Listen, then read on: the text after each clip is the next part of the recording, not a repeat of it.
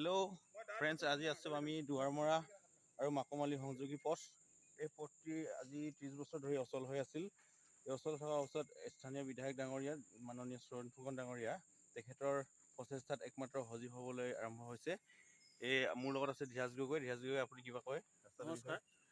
যিহেতু এই ৰাস্তাটো আজি 30 বছৰ পূৰ্বে আমাৰ ক্ষুদ্ৰ ব্যৱসায়ীসকলে ঘূৰ্ণি আৰু ফিলবাৰী বজাৰৰ পৰা শাক পাত আনি টিঙেৰে বজাৰত বিক্ৰী কৰে বা ডুমডুমালৈকে এই ৰাস্তাটোৱে আনি ব্যৱসায় বাণিজ্য কৰিছিলে। আৰু যিহেতু অকল শাক পাচলিয়েই নহয়, হাঁহ কুকুৰা গাহৰি আদি কৰি বিশেষভাৱে ইয়াত ব্যৱসায় কৰি আছিলে।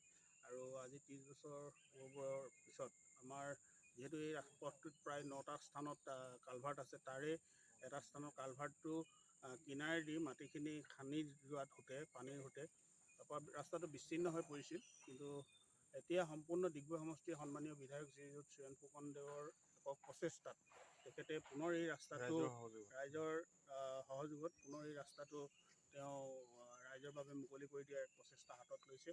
সেয়েহে আজি প্ৰায় এমাহ ধৰি ৰাস্তাটোত তেওঁ নিজেও যথেষ্টখিনি কষ্ট কৰিছে আৰু আমাৰ দলীয় কাৰ্যকৰ্তাখিনিও যথেষ্ট কষ্ট কৰি ৰাস্তাটোত আমি মুকলি কৰাৰ ক্ষেত্ৰত হাবি বন যিখিনি ৰাস্তাৰ ওপৰত গজিছিলে সেইখিনি কটাত আমি ব্যস্ত আছোঁ। ধন্যবাদ।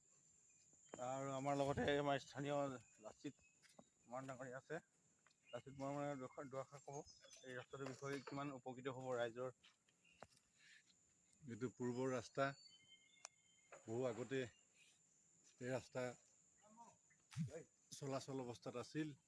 এতিয়াও আমাৰ ডিগবৈ সমষ্টিৰ মাননীয় বিধায়কদেৱে এটা পদক্ষেপ লৈছে যে ৰাস্তাটো অতি সোনকালে মুকলি কৰি দিয়া হ'ব। ইয়াৰ কাৰণে তেখেতে চৰকাৰৰ লগত বিহিত ব্যৱস্থা গ্ৰহণ কৰিছে। ধন্যবাদ। ধন্যবাদ থাকিল লাচিত মৰাণ ডাঙৰীয়ালৈ। তেখেতেও এই ৰাস্তাটোৰ কৰ্মদক্ষতা যথেষ্ট আগবঢ়াইছে। তেখেতে ৰাতিপুৱা গধূলিৰ পৰা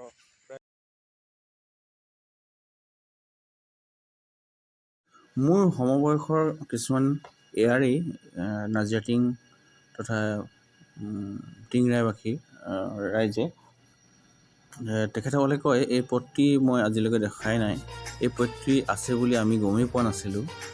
কিন্তু সঁচা কথা, পুৰণি মানুহে হয়তো আজিও এই পথটিৰ আশা কৰি ৰৈছিল যে এই পথটো এদিন হ'ব।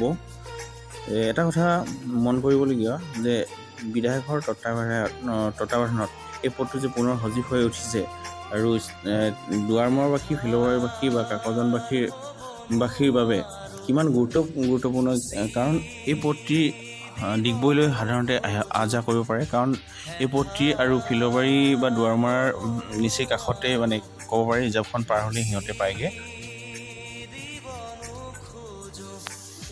মাত্ৰ 9 কিলোমিটাৰ দুৱাৰমৰাৰ পৰা নাজিৰাটিং পৰ্যটনস্থলীলৈকে, আৰু পৰ্যটনস্থলীৰ পৰা ডিগবৈ তেনেই 6-7 কিলোমিটাৰ দূৰত্ব ডিগবৈলৈকে। আৰু ইয়াত আহি পাইছোঁহি আমি ইয়াত নাজিৰাটিং পৰ্যটনস্থলী। আৰু পৰ্যটনস্থলী পোৱাৰ আগতে দুৱাৰমৰা দিশৰ পৰা আহিলে আপোনালোকে প্ৰত্যক্ষ কৰিব এখন পথাৰ, আৰু পথাৰখন কাষতে লাগি থকা স্থানটি হ'ল পৰ্যটনস্থলী। এই পৰ্যটনস্থলীত কাম চলি আছে বৰ্তমান। ইয়াৰ ওলমা ব্ৰিজ এখন ইতিমধ্যে সম্পূৰ্ণ অৱস্থা, হয়তো কিছুদিনৰ পাছতে হ'ব, সম্পূৰ্ণ হৈ উঠিব। আৰু এয়া দেখিছে দূৰৰ পৰা প্ৰত্যক্ষ কৰিছে, কটেজ, সৰু সৰু কটেজ বনোৱা হৈছে প্ৰায় 3টা। খুব ধুনীয়াকৈ তেখেতে বিধায়ক ডাঙৰীয়াই সজাই তুলিছে পৰ্যটনস্থলী। এয়া ওলমা ব্ৰিজ, মই ওপৰৰ পৰা দেখাবলৈ চেষ্টা কৰিছোঁ। সেই দূৰত হয়তো দেখিছে আপোনালোকে, যিবিলাকে আহিছে, এয়া জুবিনৰ প্ৰতিমূৰ্তি। ডিব্ৰু ভৱন কাষতে লাগি থকা ইয়াত ডিব্ৰু নৈ।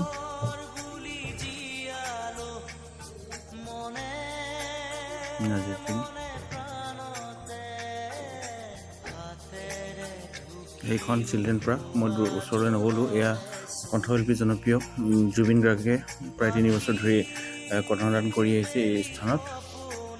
খুব সৰহকৈ মানুহ হয়, মানে সৰহকৈ বুলি ক'বলৈ হ'লে প্ৰায় লক্ষাধিক মানুহে ভৰি পৰে 1, 2, 3 তাৰিখে। এয়া আদৰণি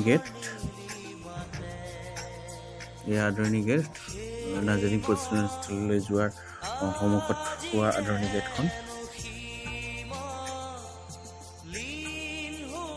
আপোনালোকে যদি এই স্থানলৈ আহিছে নিশ্চয় কমেণ্ট কৰি জনাব ভাল লাগিল বেয়া লাগিল।